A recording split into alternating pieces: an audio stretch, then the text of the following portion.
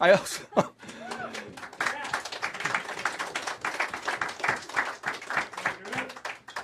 All right. All right. I think I should talk about being gay.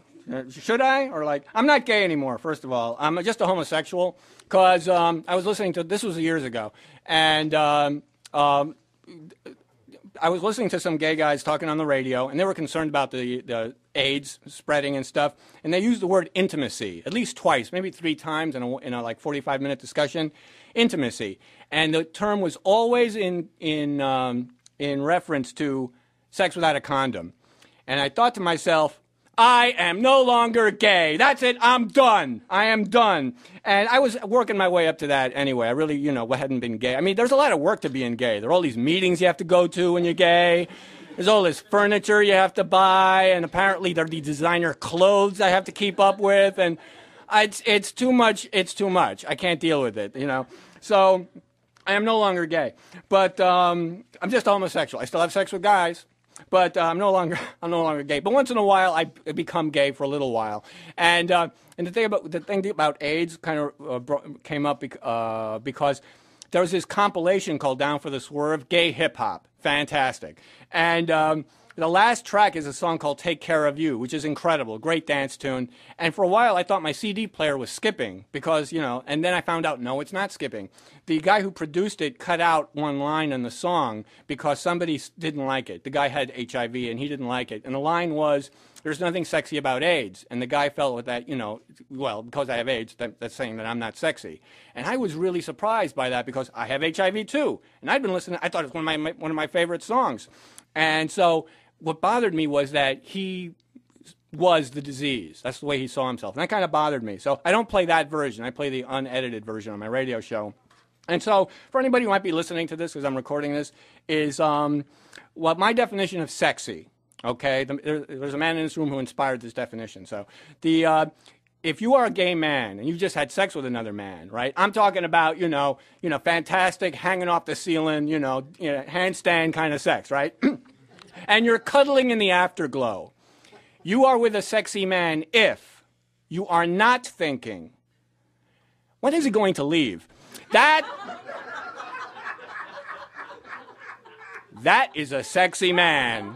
Because the sex is done with. The passion doesn't last. It rises and falls. It comes and goes, if you know what I'm saying. But if the person is still interesting after that, then, you can look at the process of intimacy. That's the thing. Nobody explained that to me when I was a kid, where, you think that love is that sexual urge. But it doesn't last. Intimacy is the thing, this process where you're getting to find out about a person. And then you have commitment. That's another kind of love. It's a many-splendored thing, I hear. And you can have any combination. You can have any combination of the three. You can have intimacy and commitment, which doesn't, involve sex. You can have, passion and intimacy. Any combination of the three. Or you can have all three, and it's that sickening, you need an insulin injection after you've been with them kind of love, where, the death to us part thing. It's like that kind of combination. Oh, and as far as one example of that, I think last year, the death of Johnny Cash really moved me. Actually, when his wife, June Carter Cash, died, I actually started writing out a little obituary type thing for my website because they just had that kind of relationship, He was just I said, he's going to be gone in 3 months. He's going to start packing, get things done and be gone. And sure enough, that was right.